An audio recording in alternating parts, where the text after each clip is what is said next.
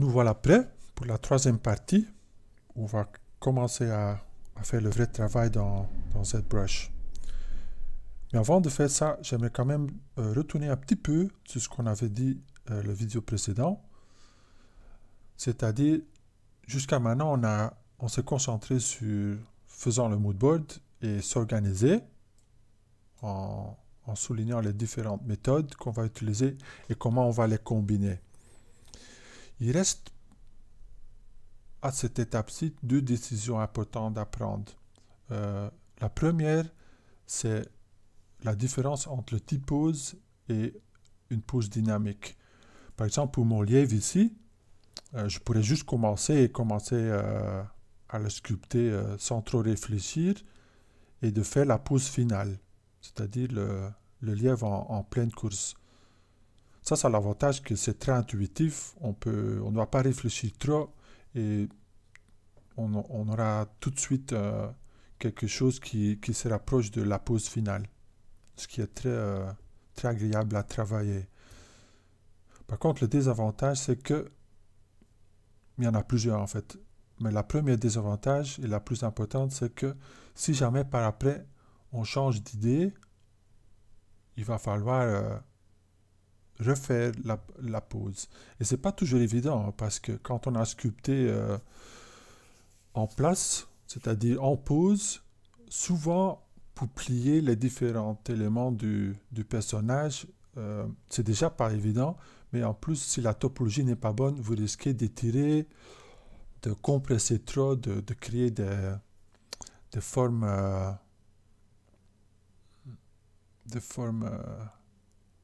avec une mauvaise topologie où ça va être difficile à sculpter.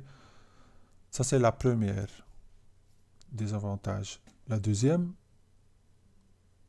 c'est que vous ne pouvez pas travailler en symétrie. C'est-à-dire, par exemple, ici, si je prends un de mes modèles que j'ai fait dans les différentes méthodes, imaginons celui-ci, pourquoi pas. Alors, petit détour. Pour choisir les outils, ou les subtools plutôt, je fais la différence en tools, qui sont les éléments ici. Et ici, j'ai le tool Box Modeling sélectionné. Alors, pour avoir un nom clair, je vais quand même appeler ça lièvre. Attends, je vais d'abord rajouter une étoile. Et l'étoile n'est pas pour une partie du corps, mais juste pour le nom. Comme ça, je peux le renommer. Et je vais l'appeler Hair.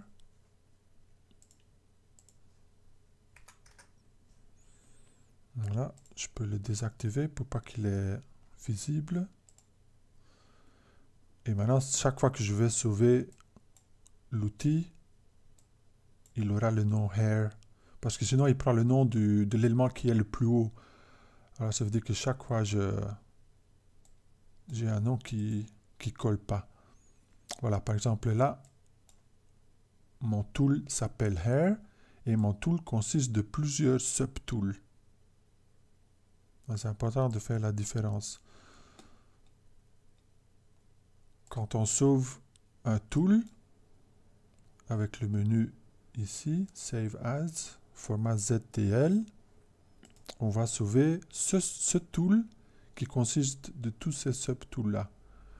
Par contre, si on veut sauver toutes les tools, ça ne va pas se faire avec Save As, mais ça va se faire ici avec File, Save As, et là on va sauver le projet. On a déjà touché dessus, mais c'est important de le répéter.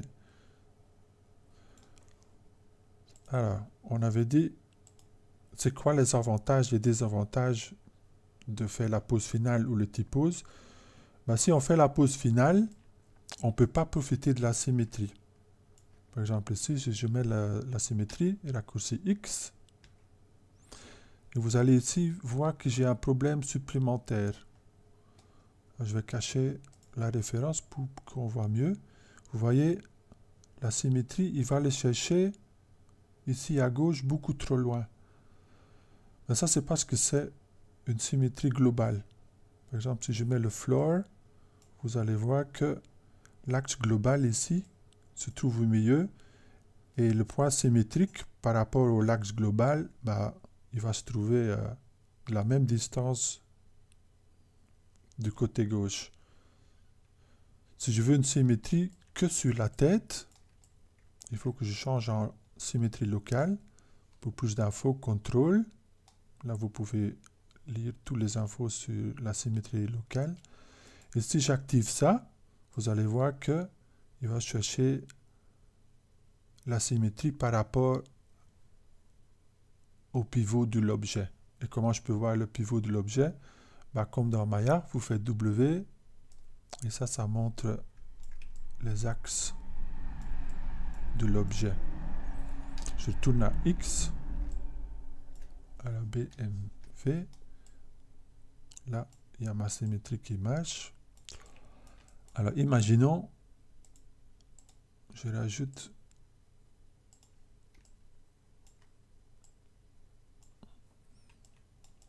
un peu de résolution. Je prends mon stylet et je commence à sculpter.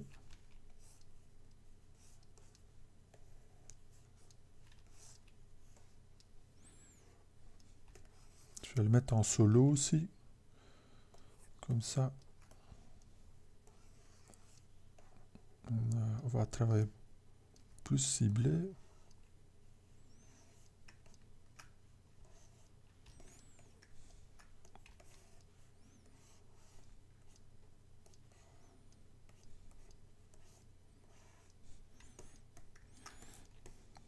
Voilà, parfois je dois me rappeler que je suis en train de donner cours parce qu'on se laisse vite.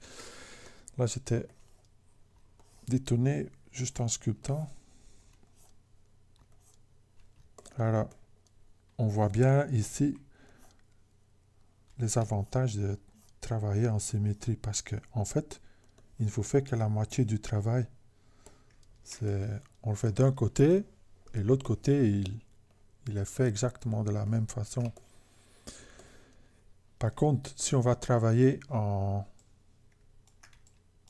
non symétrique, par exemple, si je prends cette tête-là, je sors symétrie et je le rotationne. Par exemple, là, il peut regarder le ciel ou il est en train de regarder un souris par terre. Ça va donner un beau contexte parce que ça raconte une histoire. Sauf que le problème maintenant, c'est que si on fait symétrie, voilà, le dessus de l'oreille droite n'est plus le dessus de l'oreille gauche.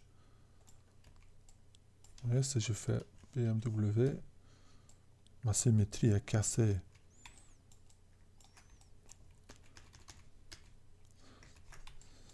Ça veut dire que pas de symétrie, c'est 2 fois le travail. Ça, c'est le deuxième désavantage. Alors, premier désavantage, si on veut changer la pose, c'est beaucoup de boulot. Deuxième désavantage, c'est que plus de boulot parce qu'on n'a pas de symétrie. Alors, c'est tentant de dire, ok, je vais faire en T-pose et mettre la pose par après. Comme ça, je peux faire la symétrie, je peux changer la pose comme je veux, essayer différentes choses. Mais cette méthode-là, on fait T-pose, ça c'est désavantage aussi. Parce que c'est en général moins dynamique, dans le sens que ça peut être un peu plus ennuyant de faire, de sculpter un personnage en pose neutre, un peu comme un robot, quoi.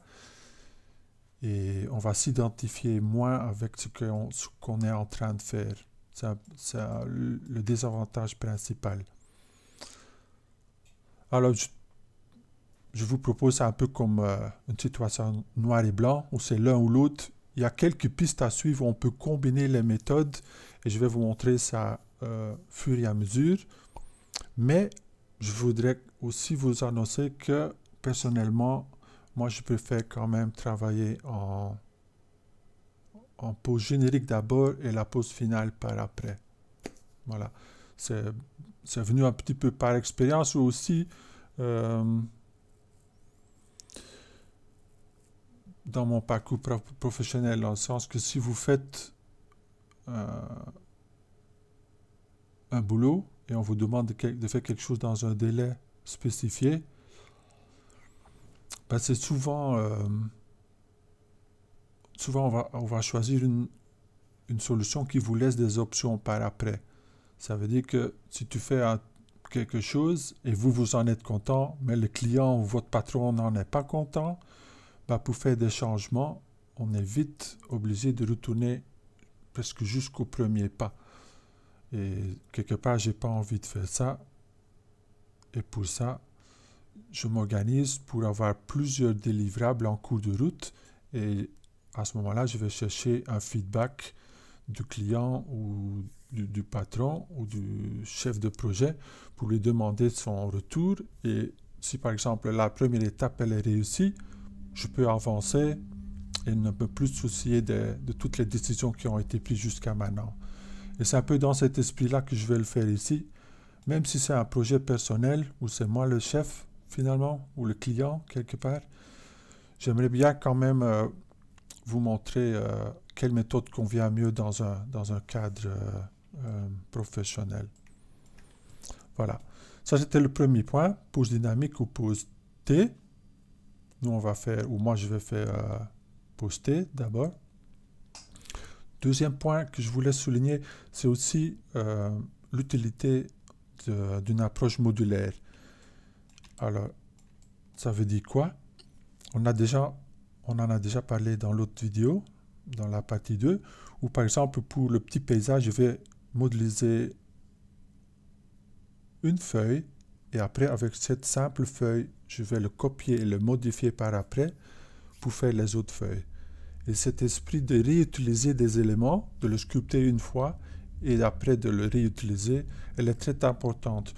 Pas seulement pour le projet que vous êtes en train de faire. Par exemple, ça va m'éviter de modéliser 100 feuilles. Par exemple, pour la branche qui contourne la composition, c'est 50 ou une centaine de feuilles. Je suis pas fou, je vais modéliser chaque fois une feuille à partir de zéro. Alors là, je vais penser modulaire et les créer une fois. Et je vais les mettre de côté dans une librairie d'outils et d'éléments. Et c'est une librairie qui va grandir au fur et à mesure que vous faites des projets. C'est-à-dire, pas seulement dans ce projet-ci, mais pour des projets futurs, on peut réutiliser les éléments qu'on avait déjà fait avant. Et ça devient vraiment un atout et un avantage important par la suite. Voilà, je voulais juste vous communiquer ces deux points-là, le type pose, dynamic pose, et le fait de créer une librairie et de travailler d'une façon modulaire. Je crois que là, on a assez parlé et on va se lancer dans le travail. Alors ici, je crois que je vais commencer de zéro. Est-ce que j'ai sauvé ça? Je vais quand même le sauver. Et je peux le mettre en ligne, comme ça vous y avez accès. Si jamais ça peut être utile. J'ai mon raccourci.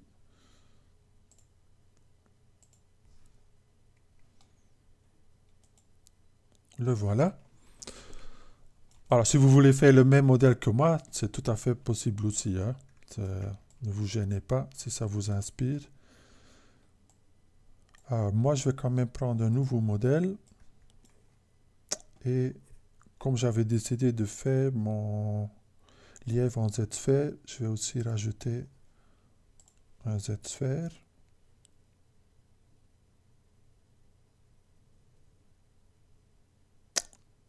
Normalement, il est rouge. Pourquoi je ne le vois pas là?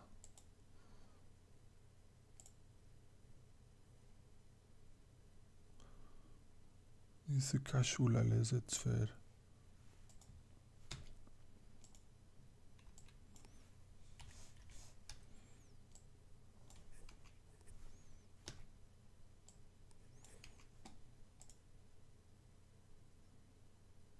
Ah, est-ce que c'est ça? Je crois que c'est ça. Je crois que je suis en mode preview. Voilà, si je mets ça, est-ce que je suis en... Non, je crois pas que je suis en mode preview.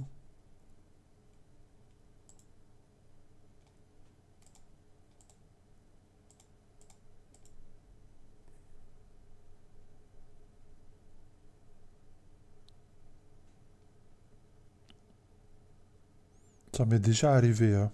Maintenant, je sais plus exactement la raison. Vous savez quoi? On va pas perdre de temps. Je vais sauver le projet.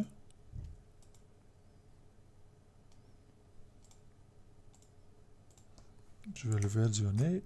Version 2. Hop. Et vous allez voir, comme j'ai sauvé en format projet,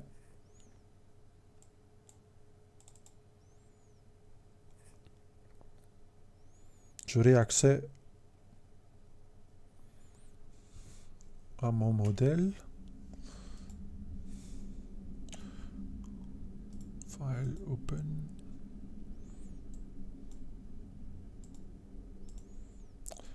J'ai mon modèle, mais j'ai aussi ma référence, ainsi que tous les matériaux.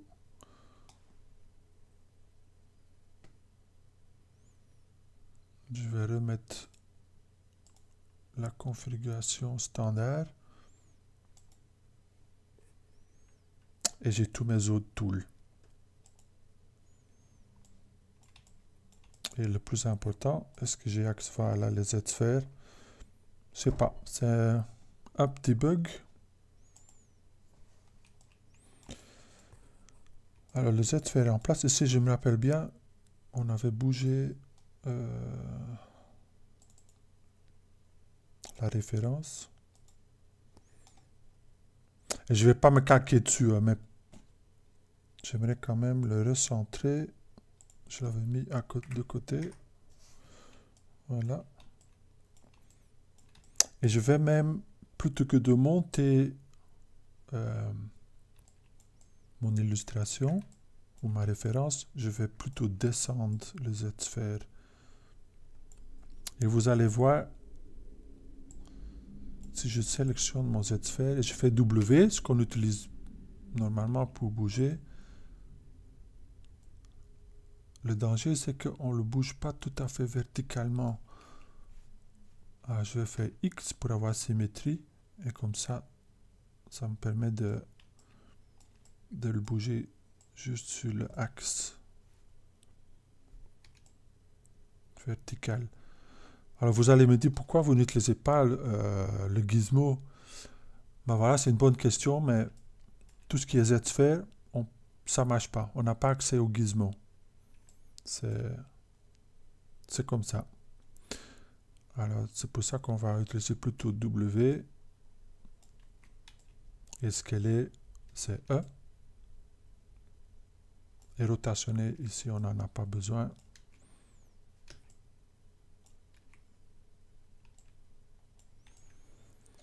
Alors, je vais regarder cette image-ci, celui-là. Je vais l'agrandir dans PureRef.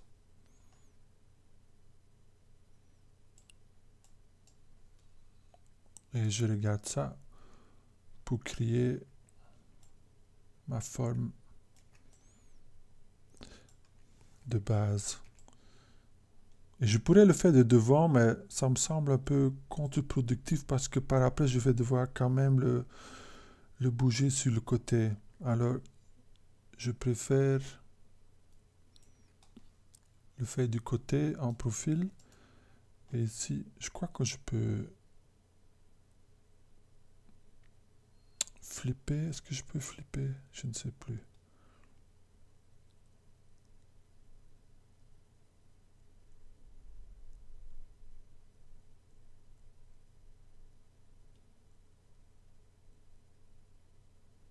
Je croyais qu'on pourrait flipper.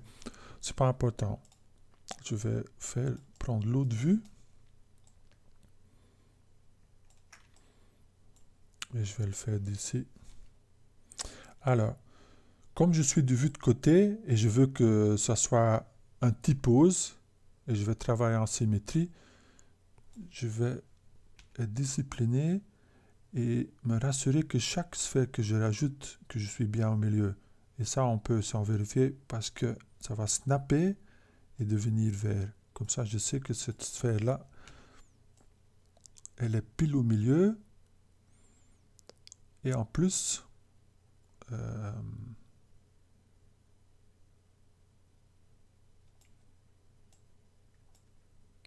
je le bouge que en vue orthogonale, c'est-à-dire je vais tourner avec bouton gauche et je fais Shift pour snapper ça sur le vue de côté. Et on peut aussi le faire ici avec les différentes flèches. Bon, j'ai pris l'habitude avec des raccourcis.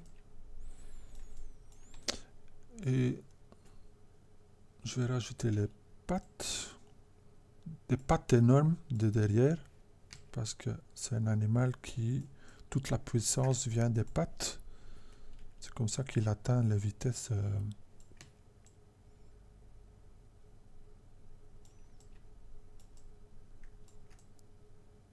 de lièvre. Et ici, je vais quand même le mettre en pause comme il est là. Et après, comme ça, je suis sûr que j'ai les bonnes proportions et tout ça. Et après, je vais le mettre en pause. Une pause générique.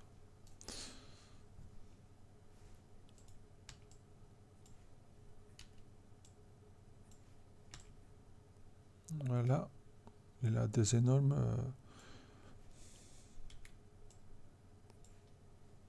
énorme longueur sur la patte derrière. Ici, il y a plusieurs sphères qui viennent avec. Alors, je vais baisser un petit peu la taille.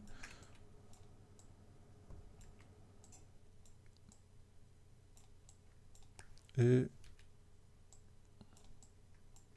les orteils. Alors ici, on n'a pas vraiment le temps d'aller analyser l'anatomie d'un lièvre. Mais suffit peut-être de vous dire que pour l'anatomie d'un animal, c'est pas tellement différent de l'humain en fait. Hein. C'est-à-dire, on a les pattes de devant comme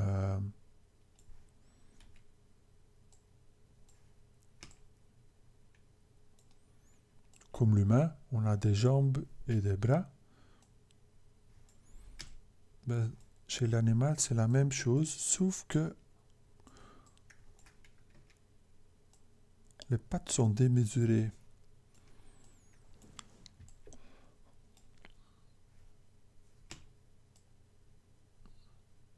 Ok, je mets ça en place d'abord.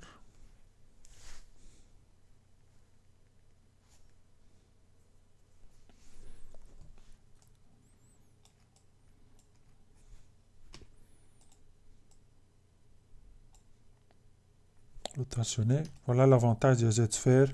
On peut mettre, comme on a une structure en dessous, on peut bouger très facilement. Là, par exemple, j'utilise E. Et E, c'est scale, comme on sait déjà. Si je scale sur la sphère, il y a la sphère qui grandit. Si je le fais sur l'os, il y a cette sphère-là et tous les autres sphères en dessous qui vont scaler avec. Alors, pour l'anatomie humaine et pour l'animal, j'avais dit que chez l'animal, c'est un peu démesuré. En fait, c'est démesuré dans le sens que ce qu'on croit être le genou n'est pas le genou.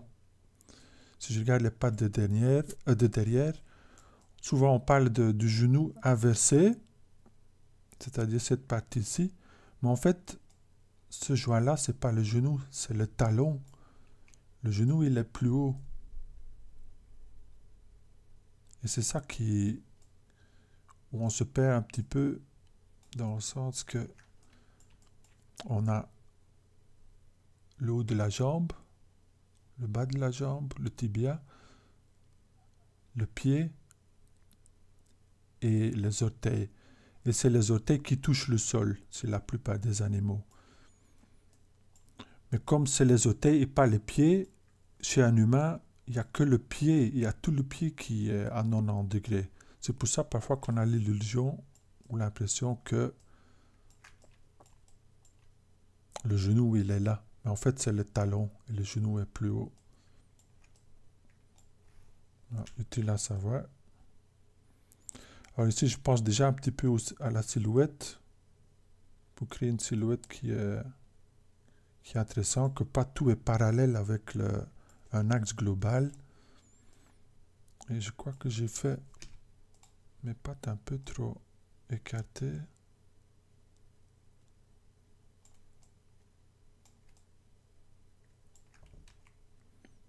Parce que c'est pas un kangourou, hein,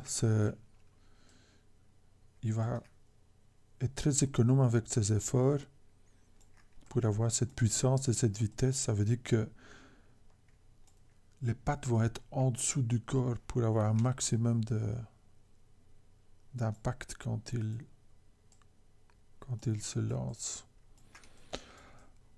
Alors même chose pour les pattes de devant.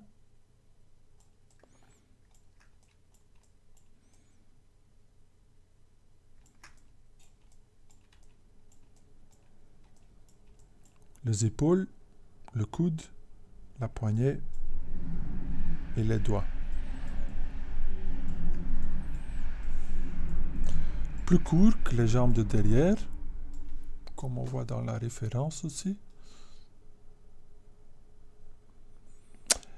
Et la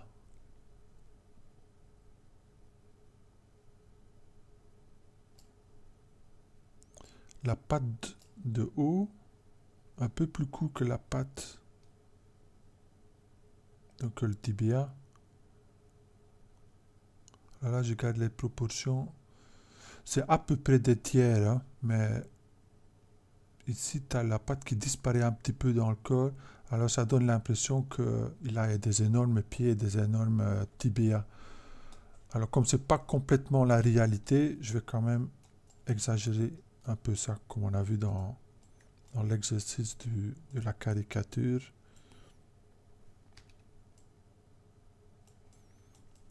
Alors, la tête.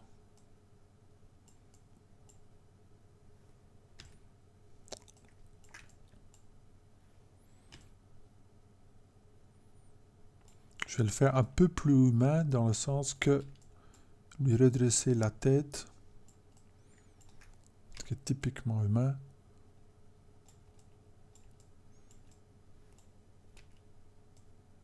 N'importe quelle position dans laquelle on se trouve, on va essayer de garder le regard droit et la tête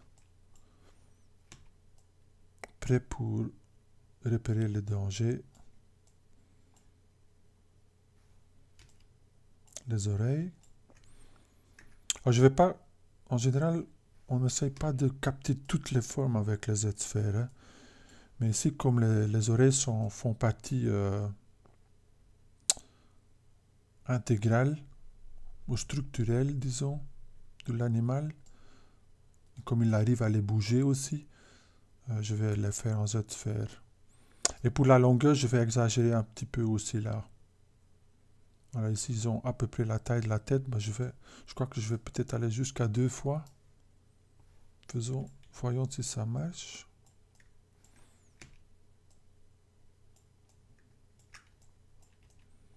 Ça va pas être évident de capter tout le détail des oreilles, surtout comme on n'a que des sphères. Alors l'idée, c'est juste d'avoir les sous-objets.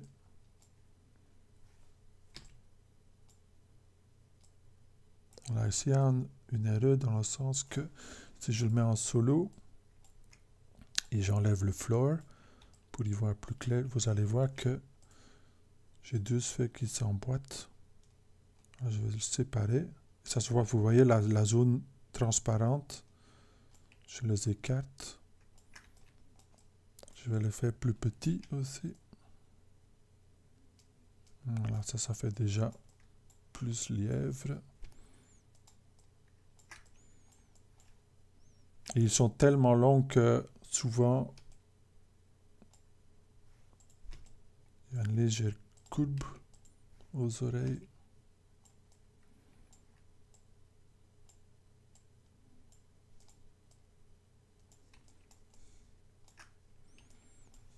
Voilà, je vais profiter du fait que je peux orienter aussi, ou rotationner plutôt.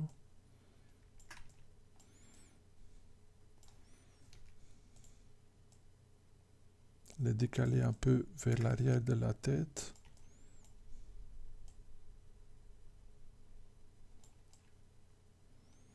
Je vais encore exagérer la taille, je crois. Ouais. Mais toute la tête peut être un peu plus grande. Ici, le corps... Je regarde ici, le corps est fort compressé. Normalement, le corps est plus long. Alors, mon premier idée était de bouger le cou, faire le cou plus court, le corps plus court. Mais je crois que on peut le garder tel quel. Alors, question anatomie. Bon, ici c'est un peu trop tôt, mais vous allez voir que dans notre cours d'anatomie,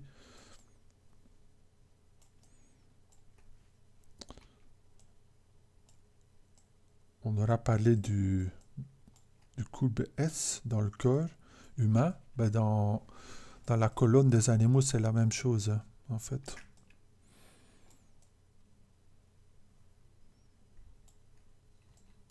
Alors, si je regarde devant, je vais vite jeter un coup d'œil sur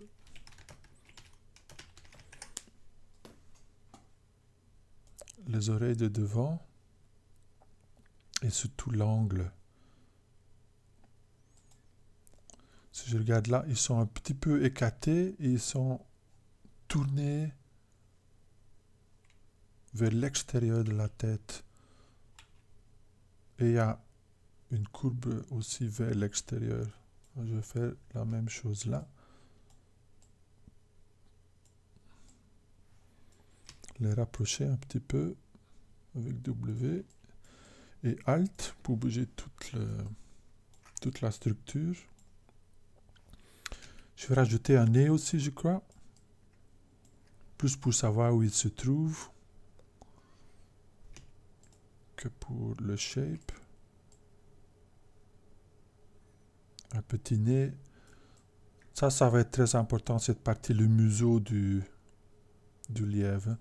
C'est pour ça que je le descends un peu et ça me donne une courbe ou une ligne droite au-dessus et une courbe en dessous. C'est toujours joli ce contraste. Ça, on va regarder.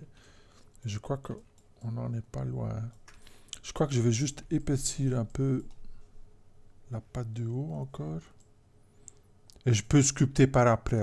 Ici, c'est vraiment que pour la forme primaire. Il reste que la queue. Là, pas faire l'erreur. Par exemple, si on ne vérifie pas, on croit qu'on est au milieu, mais en fait, il y en a deux. Hein. Alors, ça vaut la peine de vérifier. Après, retourner à mon axe orthogonal. Et ici, je vois que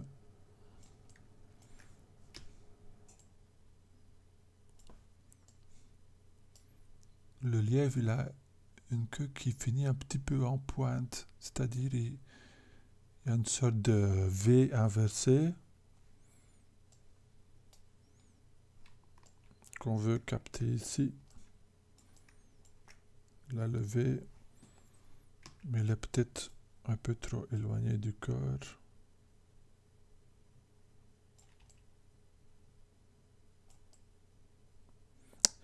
Il faut laisser travailler l'imagination, hein, dans le sens que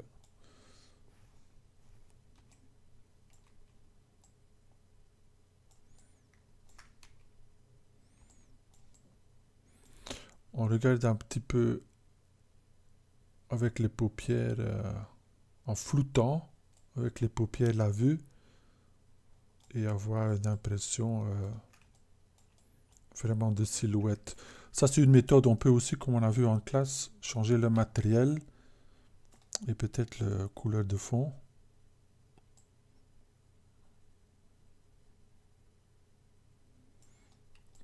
Et voir si ça fonctionne à cette taille-là.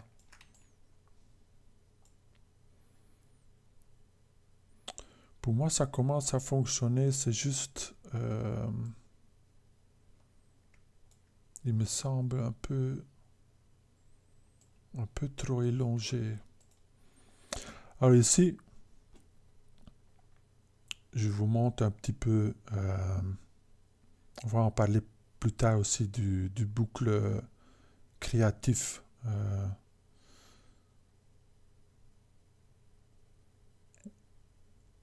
On va préparer, travailler et évaluer. Et en cours de route, on va prendre plein de décisions. Alors ici, pour que vous en profitez, je réfléchis à haute voix quelque part. Et il faut que je prenne une décision ici sur le fait qu'il a un côté un petit peu émincé. Je vais le remettre sur le matériel de base.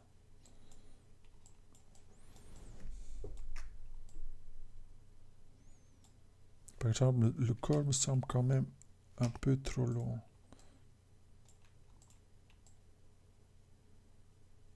Là, ça me semble déjà mieux. Je vois aussi que les épaules, ils sortent un petit peu de... Les omoplates, ils sortent un peu du corps. Je crois que je fais la même chose là.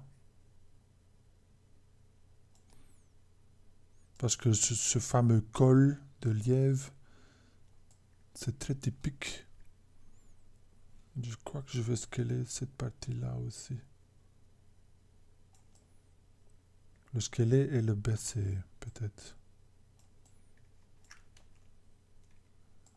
Ou plus baisser ici pour la poitrine. Ouais, voilà. Ça marche mieux. Maintenant, il faut baisser un petit peu les autres aussi. Voilà, vous avez vu passer l'autosave là. Je crois qu'on y est presque ici.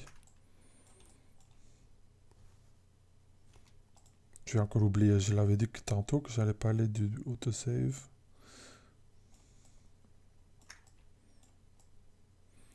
Bon, de côté, il fonctionne, de devant, je ne suis pas tout à fait sûr. Je regarde référence et on voit que les pattes de devant sont fort parallèles en fait. Et ils s'écartent un petit peu sur le niveau des pattes. Je vais faire la même chose ici. Je vais redresser un petit peu. Alors on peut dire c'est la pose, oui, quelque part c'est vrai, mais c'est pas seulement la pose, c'est aussi question forme. Hein.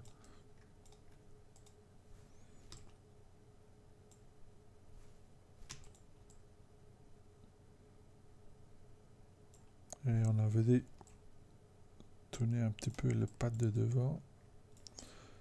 Ça dépend aussi s'il est statique ou pas. Hein.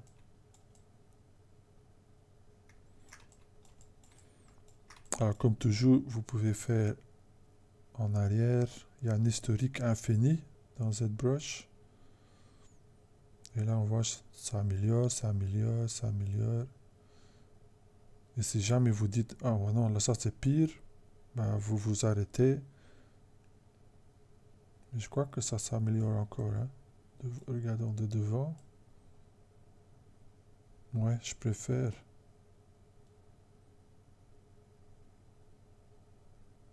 Ça fait moins lièvre, moins kangourou. Et je crois que je vais élargir un petit peu les pads de devant. Ils sont plus petits que les pattes derrière, mais pas si petit que ça. Et aussi, il s'élargisse un petit peu vers le bout. Et maintenant, combien de pattes? Je dirais peut-être probablement 4, mais je vais en mettre que 3. Juste parce que c'est plus simple. Et c'est pas réaliste. Voilà.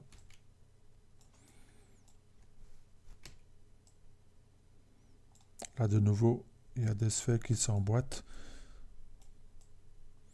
Et par exemple, c'est quoi le problème? Ben, le problème, c'est quand on va faire l'adaptive skin et on fait un preview.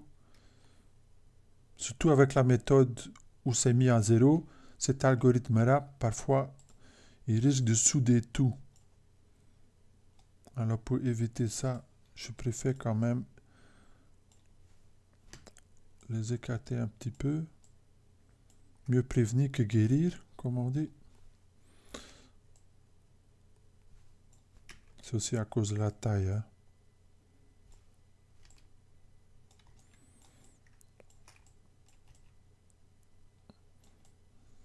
Je crois que ça va me suffire pour les...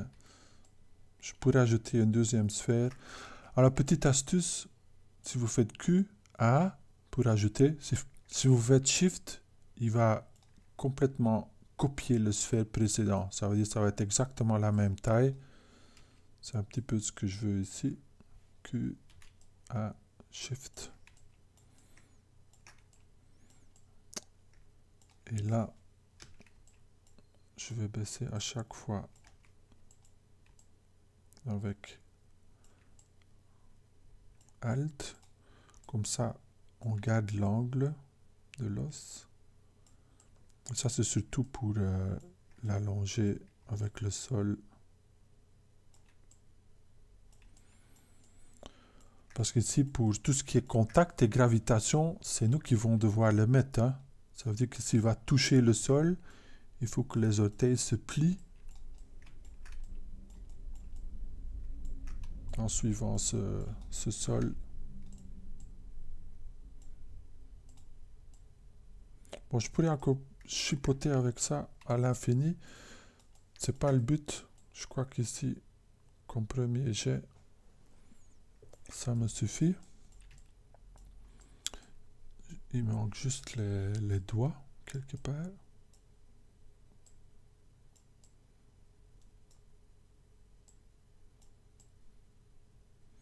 Et je les mets à un angle de 45 degrés. Comme ça, ils ne se superposent pas, ou pas trop.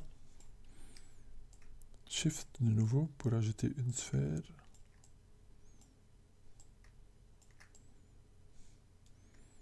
Fais attention qu'ils se touchent pas.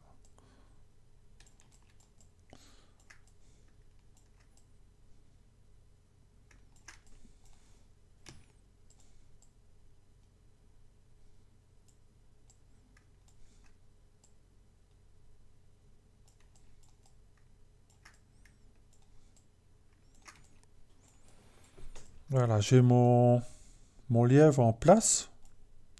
Je vais déjà le sauver. Ça, je peux enlever. Save.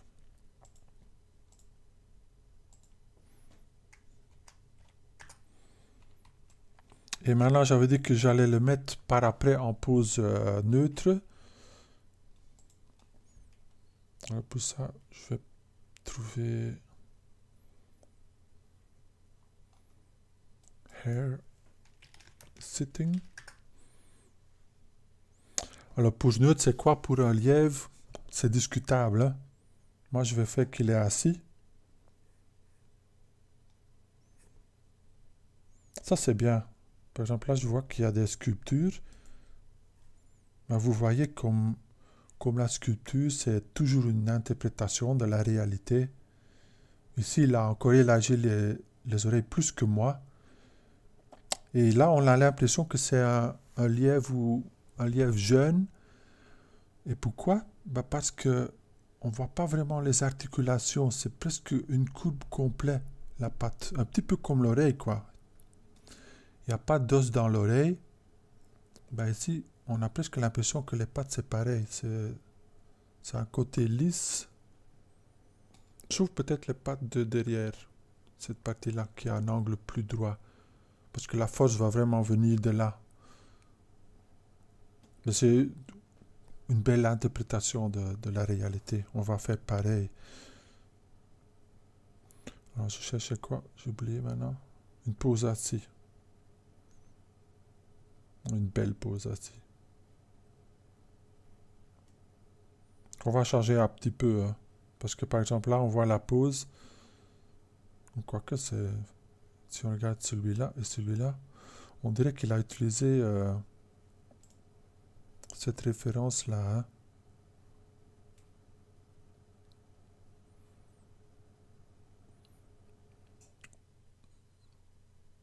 Beau aussi, ça.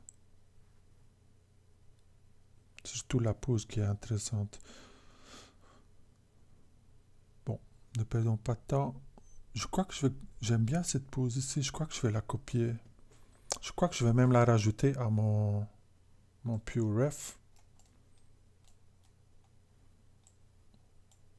Hop.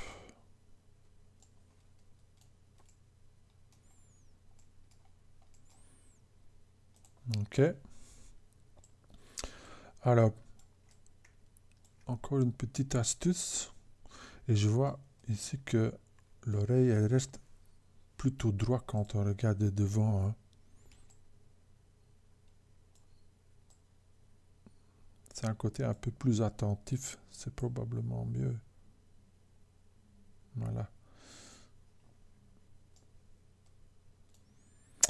Alors, petite astuce, j'avais dit. Vous allez voir que on peut travailler avec des couches. Alors, c'est un petit peu comme les couches Photoshop. On crée une nouvelle couche. Ici, je vais le mettre en pose assis. Ou la patte.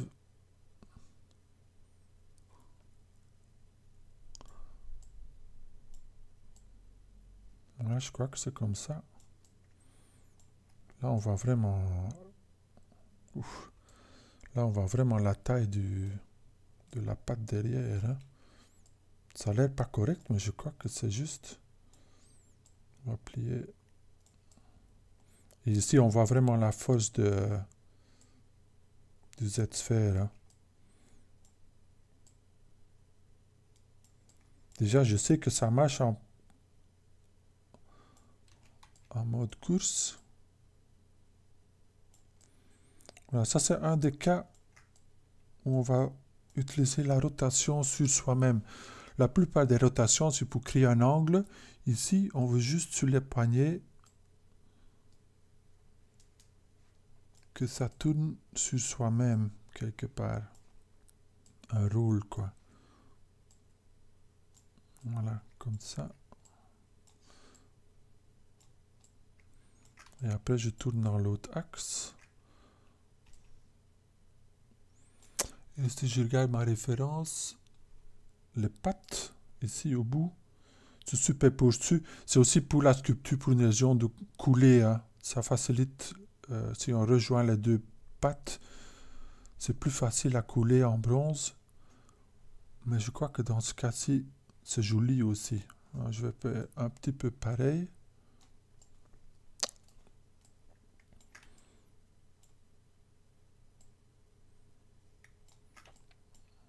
Ici, j'ai un petit peu perdu l'angle droit. Et je vais le rapprocher un peu. Un peu trop, peut-être.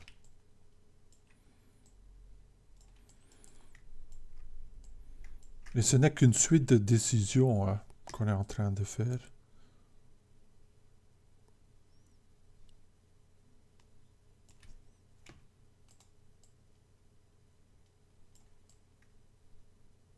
Voilà, c'est pas mal ça.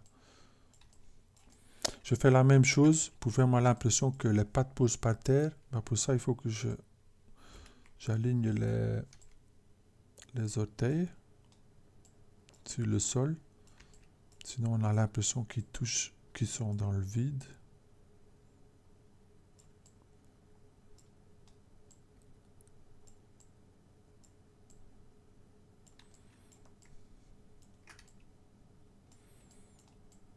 La tête, je sais pas qu'est-ce qui s'est passé de la tête.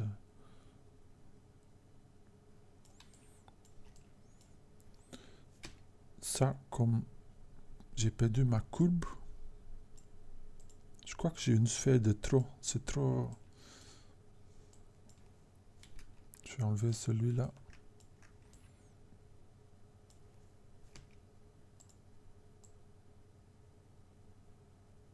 Ah, mais je peux pas enlever des sphères parce que j'ai une pause. Faites attention, hein. Ben voilà, il faut vivre avec. Parce que si vous changez le nombre de pauses, les couches vont pas marcher. Voilà. Tant pis. Je crois que la queue, elle reste droite. Même assis. Ça veut dire que plutôt que de la rotationner, je vais d'abord essayer de le bouger.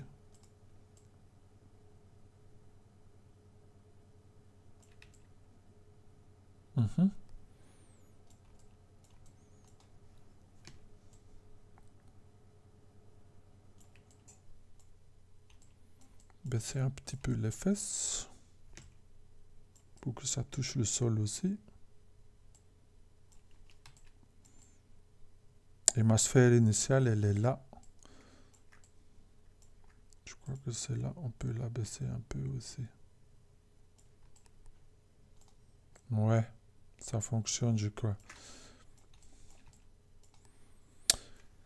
On peut masquer aussi les sphères. Hein. Ça veut dire que ici, j'aime tout, sauf la forme du corps. Je crois que je vais masquer ces sphères-là. Ces sphères-là.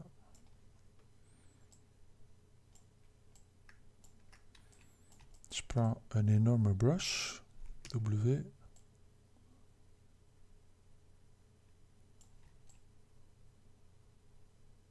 Ouais, je crois que j'aime mieux.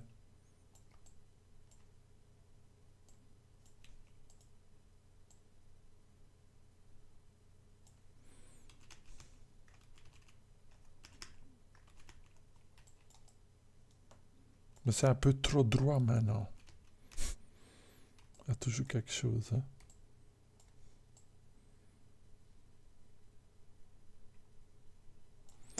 Il y a aussi le fait qu'il y a la poitrine qui est plus large. Et après, pour les hanches, entre la poitrine et les hanches, ça doit rétrécir un peu. J'ai envie de scaler celui-là. Peut-être faire plus petit celui-là. Et après, ça réagrandit vers la poitrine.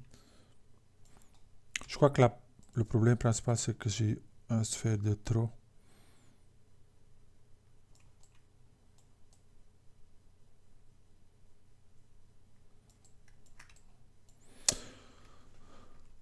Je vais faire ça en sculptant. Je crois que je vais rester avec la version que j'avais.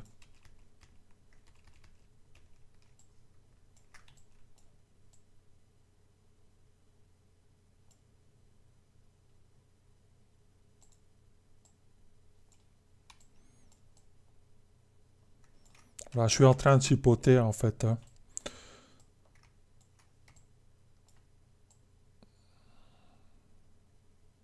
On est bon.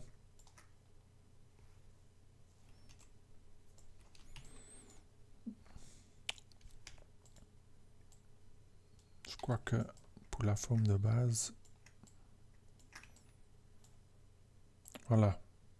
Peut-être vite voir en silhouette. Je crois que les oreilles peuvent être un peu plus longs. Et on est plus vers le réalisme que le cartoon. On l'a stylisé, mais ça reste fidèle à l'illustration, je crois. Si je... Tu vois, c'est pas un lièvre cartoon, ça garde un côté naturaliste. Voilà. Qu'est-ce qui me gênait encore? Voilà, la taille, voilà. J'allais faire les oreilles plus grands.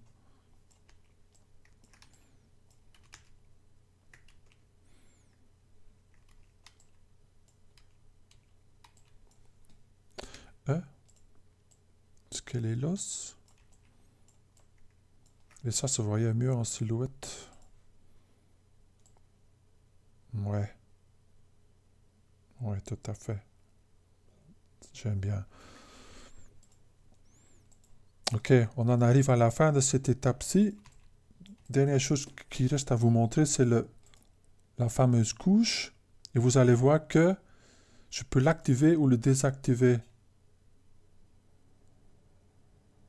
Et vous voyez, là j'ai ma pose de base.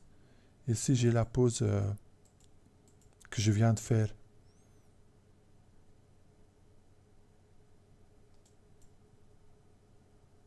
Et l'avantage, c'est que vous pouvez essayer plusieurs choses. Hein. Par exemple, si vous dites, ouais, j'aime bien celui-là, mais je peux faire mieux. Ben, faites une nouvelle couche. Soit complètement une nouvelle.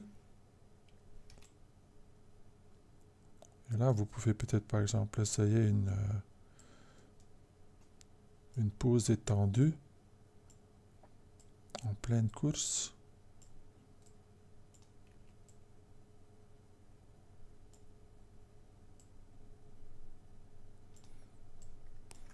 Peut-être même perdre la symétrie.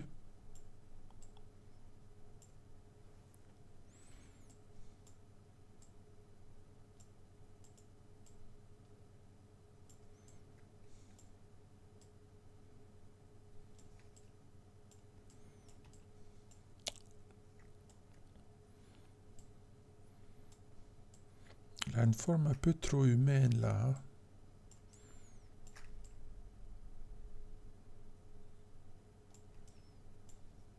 Je crois qu'il faut... C'est surtout une question de hanche. Ça c'est déjà mieux. Je crois que les pattes sont peut-être un peu trop grands.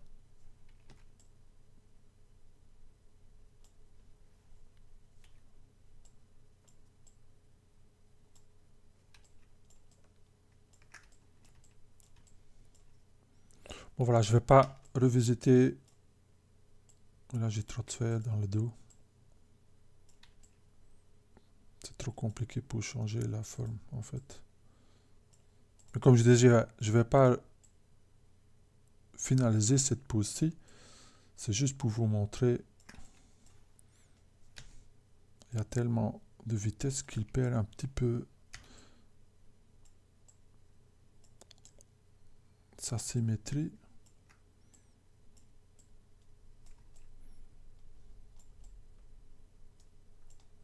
Voilà, comme je disais, la seule chose que je veux vous montrer ici, c'est la puissance de travailler avec les couches. Par exemple là, pose de base, cette pose-là, la pose neutre. Moi, je vais utiliser celui-là pour créer mon base mesh. Je vais sauver d'abord.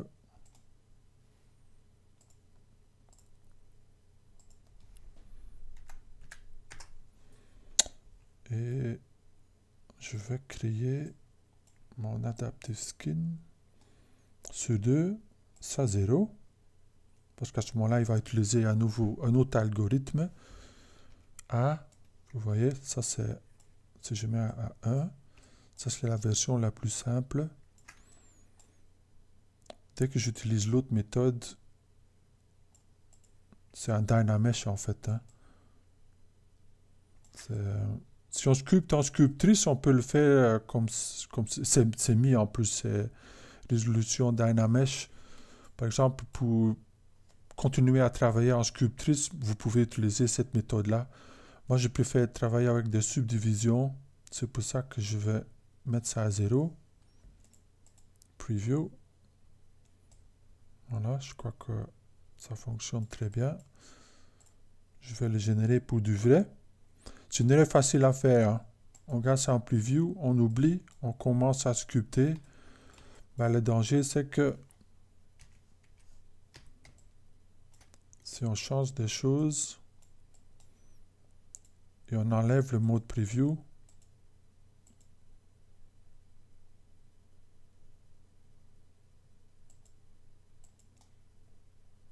on va perdre ce travail.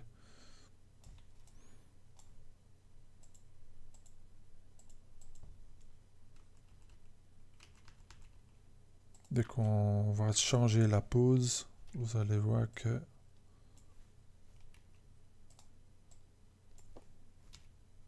on a perdu le sculpte qu'on a fait. Alors, si cette étape est finie, vous êtes content, vérifiez bien que le preview est désactivé, faites un Make Adaptive Skin, et vous allez voir que ça, un nouveau tool va se rajouter ici. Hop. Append Skin Z-Sphere. Je vais créer un nouveau dossier. WIP pour Work in Progress. Je mets mon Z-Sphere dedans jusqu'au cas où je veux y retourner. Et maintenant, je vais continuer sur le skin Z-Sphere. Et on va sauver ça. Et on se revoit pour la partie 4 tout de suite après.